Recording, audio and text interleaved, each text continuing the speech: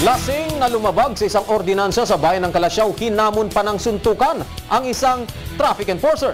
Jet Arceliana, paso!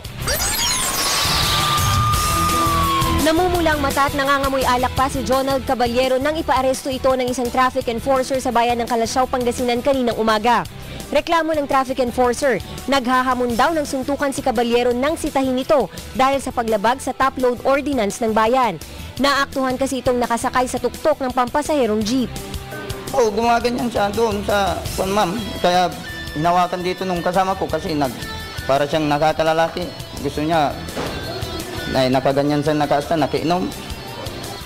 Kinaladkad umano siya ng mga traffic enforcer kaya ito naghamon. Tapos pagdating namin dyan, inano niya ako sa kinaladkad niya ako, tatlo sila. So, hindi po yung kasi alam kong regulasyon ng kasi driver din po ako. Bukod sa multa na babayaran ni Caballero base sa traffic citation ticket, posible rin itong maharap sa kasong grave threat. Nakiinom para siyang sigang kwan.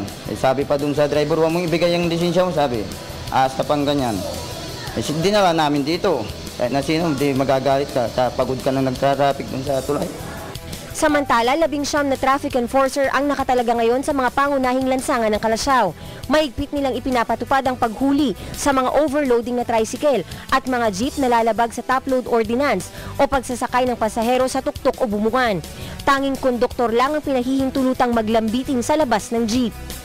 Ako si Jet Arceliana, naghahatid ng Balitang Amyanan.